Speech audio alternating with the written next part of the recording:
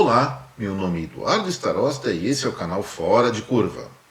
Bom, gente, já estamos quase completando 2 semanas entre a guerra da Rússia com a Ucrânia, toda a empresa está focada nisso, as análises principais que nós aqui do Fora de Curva tínhamos que fazer já foram feitas, então vamos tentar inovar um pouco os assuntos. Até porque eu acredito que, além de algumas novidades por dia, as pessoas já estão começando a ficar cansadas de ouvir notícias redundantes, análises redundantes, e o Fora de Curva quer ser tudo menos redundante. Redundante é dar voltas, nós queremos sair da curva. Então hoje vamos abandonar os assuntos tradicionais e focar em alguma coisa mais interessante, mais diferente do que está sendo debatido nesse momento. Vamos esquecer um pouco a questão global, vamos esquecer a conjuntura brasileira, que não tem praticamente nenhum dado novo hoje, terça-feira, dia 8 de março de 2022. E eu quero mostrar uma coisa para vocês, como a nossa população mudou de 2003 a 2020. Eu, como um bom cabeça de planilha, fiquei curioso e fui pesquisar no IBGE para saber a quantas anda o número de nascimentos aqui no Brasil. Lógico que a informação, em termos evolutivos, não foi surpreendente. É óbvio que um país como o Brasil, que a taxa de natalidade vem caindo, o número de nascimentos é cada vez menor, mas eu não sabia que o impacto estava sendo tão grande. Olha só essa informação que está nesse gráfico, mostrando que em 2003 nasceram 3,4 milhões de brasileiros. Já em 2020, ano retrasado, ano da pandemia, foi apenas 2,7 milhões. Então, gente, em menos de 2 décadas, a natalidade no Brasil caiu 20,4%. Isso é muito. É uma mudança demográfica que está acontecendo de maneira muito rápida e que deve, no futuro, e é aí que nós temos que pensar, acelerar o envelhecimento da população do nosso país. E com isso, o que tende a acontecer nos próximos anos? Cada vez começa a entrar menos pessoas no mercado de trabalho, no mercado de empregabilidade no Brasil, ao mesmo tempo que cresce de maneira muito rápida o número de idosos aposentados, que na maior parte se tornam pessoas praticamente improdutivas, pelo menos quando nós estamos falando em mercado formal de trabalho. E aí, o que nós podemos ver lá na frente? Um novo problema de previdência social. Ou seja, poucas pessoas gerando recursos, trabalhando, empreendendo, para sustentar um contingente cada vez maior e cada vez com mais expectativa de vida, que fica em casa, fica viajando, fica se divertindo, tem todo o direito, mas o problema de sustentabilidade existe e isso é preocupante. Por exemplo, a China tem esse problema, a Rússia tem esse problema, a Alemanha, a Itália, vários países europeus também convivem com essa questão e nós temos que pensar alguma saída. A saída mais simples e mais fácil, apesar de ter seu grau de complexidade, é o aumento de produtividade. Nos próximos anos, nós também deveremos nos defrontar com um maior nível de automação das atividades industriais, de serviços e até comerciais, e seguramente isso vai aliviar, eu não sei a que nível ainda, é difícil dizer, a necessidade de emprego. A China está fazendo alguma coisa bem mais radical, vamos dizer assim. Existem não notícias, mas boatos de que aquele país está começando a fazer experiências muito sérias para cultivar seres humanos em laboratório. Já fazem isso com ratos com um bom grau de sucesso e, como eu falei certa vez, o DNA do rato e do ser humano tem muito pouca diferença. É só uma questão de dimensionar tamanho de incubadoras. Daqui a pouco os chineses, sim, estarão fazendo seres humanos cultivados. Isso, apesar de ser questionável sob o ponto de vista da nossa ética, deve se propagar ao redor do mundo em vários países. Vamos ser realistas.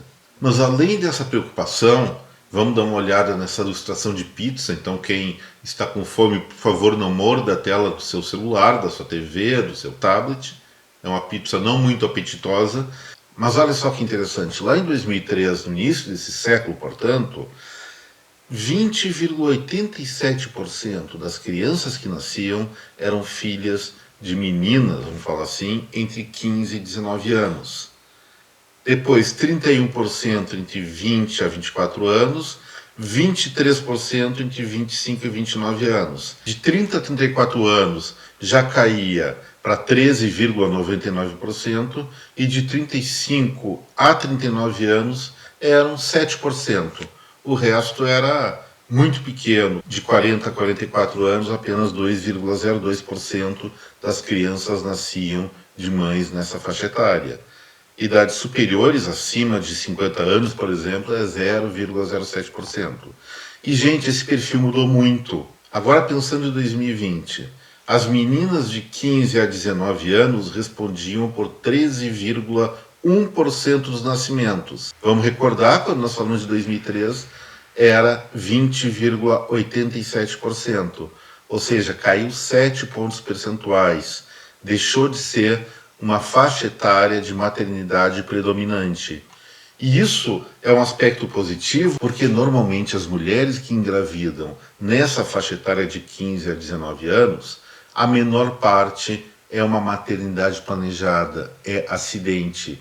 E isso mostra um melhor uso de métodos contraceptivos, uma maior consciência da questão da educação sexual nas camadas da população mais jovem. Por outro lado, olha só que coisa interessante. As mamães de 30 a 34 anos passaram a responder por praticamente 20% dos nascimentos. Lá em 2003, era 14%, aumento de 6 pontos percentuais. E de 35 a 39 anos, chegaram a 10%, quando naquela época, no início do século, era apenas 7%. O que nós podemos concluir dessa questão? E aí mostrando essa ilustração agora que está aqui na minha frente, que é muito mais esclarecedora. As mulheres de menor faixa etária estão adiando a sua maternidade, ou por planejamento, ou por consciência do uso de métodos contraceptivos nas festinhas que fazem. Especialmente no âmbito da adolescência, é praticamente isso mesmo. O que fica incrível, gente, é que cada vez mais a maternidade é uma opção de responsabilidade de pessoas com idade superior a 30 anos. Olha só, em 2003, apenas 23,38% das crianças que nasceram eram filhos de mães com 30 ou mais anos de idade. Em 2020, esse percentual saltou para 38,26%, ou seja, 63% a mais. E isso é uma coisa muito boa, porque nós estamos falando de uma maternidade e certamente uma paternidade também, porque o homem, claro, tem parte no negócio aí, muito mais madura, muito mais focada, muito mais preparada e responsável para criar crianças que sim, vão se tornar pessoas, vão se tornar homens, mulheres com mais responsabilidade, provavelmente mais produtivas e com menos encrencas pela maturidade dos pais.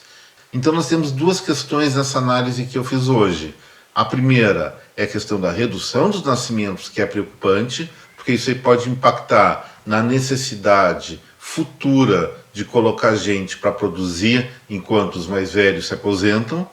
E a segunda questão, sim, estão nascendo menos crianças no Brasil, mas provavelmente a qualidade dessas crianças, pela sua criação com pais mais amadurecidos, está sendo muito melhor. O que vamos dizer é uma coisa excelente. Mas agora, para encerrar o Fora de Curva, vamos falar de outro tipo de demografia.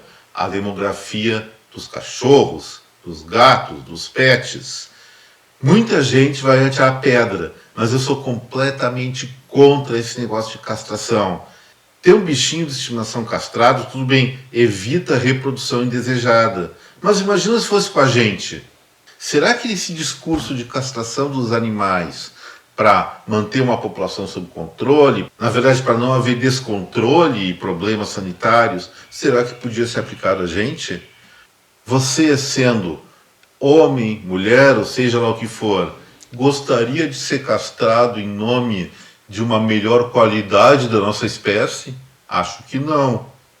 E eu não vejo pessoalmente, além de uma certa cognição, muita diferença entre o bicho-homem e os outros animais. Cada um tem seu foco, cada um cumpre sua função na natureza. E aí castram um coitado de um cachorro. Aconteceu isso lá em São Paulo. O bicho, lógico, depois da anestesia geral, vendo que estava sem o acesso às suas partes mais atávicas, íntimas, se revoltou. Se revoltou na clínica veterinária, perdeu o controle, perdeu a cabeça e passou a destruir tudo que tinha lá na frente. Foi um brutal prejuízo para a clínica. Mas esse cachorro, ele conta com a minha admiração. Ele reagiu não a castração dos cachorros, não a castração dos gatos. Isso aí pode ser muito bonitinho para a gente ter em casa, mas nós estamos privando os animais da sua natureza. Será que nós gostaríamos, repito, será que é justo privar também seres humanos da sua própria natureza? Se não é para os animais também, parece que não é. Vamos pensar direito a respeito dessa castração dos animais de estimação. E com isso, gente, o Fora de Curva fica por aqui. Eu agradeço muito se vocês compartilharem esse vídeo, evidentemente, se gostarem do material. E não se esqueçam, dedão no like e se inscrevam aqui no nosso canal. Muito obrigado, até breve, tchau.